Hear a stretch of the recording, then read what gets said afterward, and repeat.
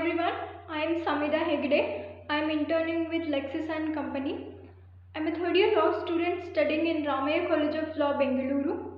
And today I am going to be discussing about transfer of property to an unborn child under Transfer of Property Act 1882.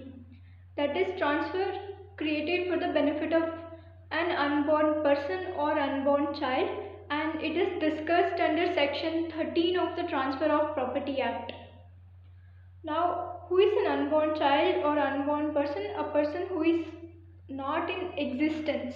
It can be a child who is in the womb, who is still in a mother's womb. Now that is an unborn child. So let's understand whether you can transfer property to an unborn child. According to section 13, you can transfer property to an unborn child, but there are certain conditions. If you know that under section 5, only transfer of property can take place between living persons or intervivors, and transfer between people who are non-existent is not generally allowed, but section 13 is an exception to this rule. However, there are certain conditions. Transfer to an unborn child, there can be no direct transfer to an unborn child. You cannot transfer property to someone who is not in existence, right? In whose name will you transfer the property?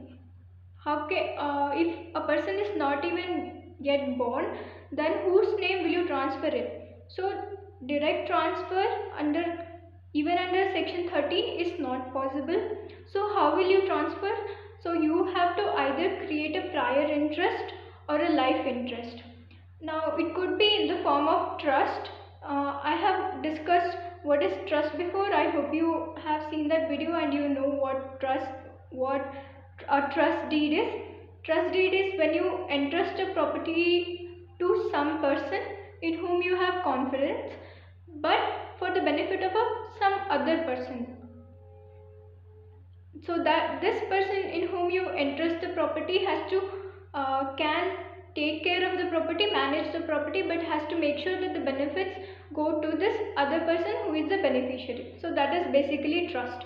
So you can transfer the property to an unborn child, but only through trust. That is, the unborn child can claim ownership only when he is born. It is contingent upon that unborn child being born. So until then, you have to create an interest that vests with some other person. It could be a prior interest, that is in the form of a trust. You can make a trust, entrust the property to any living person, and later it can go to an unborn child upon his being born. Or you can create a life interest. Now let's understand life interest with an example. Let's say there is Mr. A, and Mr. A has a son who is Mr. B. Mr. B is married with a wife, and let's say the wife is pregnant, and so Mr. A decides to transfer the property to the child who is going to be born. That is Mr. B's son or daughter who is going to be born.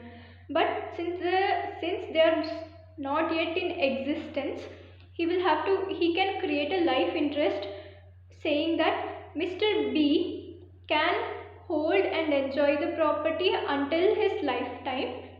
Now this is only an interest, this is not an absolute interest.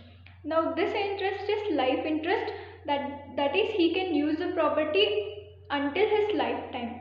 If it is a home, he can live in the home, he can have possession of the home, but he cannot transfer, sell or alienate that home in any manner, because he is not the owner of the property.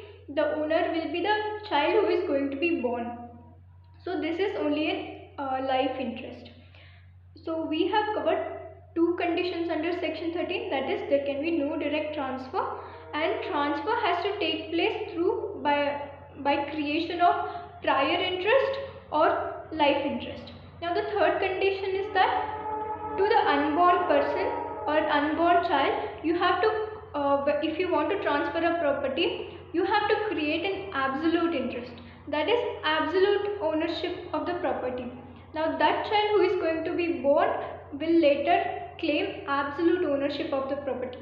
Like I told you, like I just explained you what life interest is, you cannot create a life interest for an unborn person or child. You cannot say that that unborn child will hold the property until his lifetime.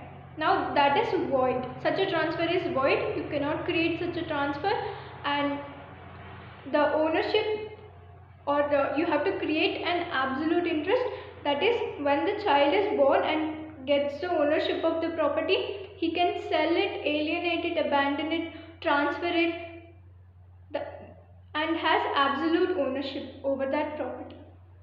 So that's all. I hope you understood transferring of property to an unborn person under section 13.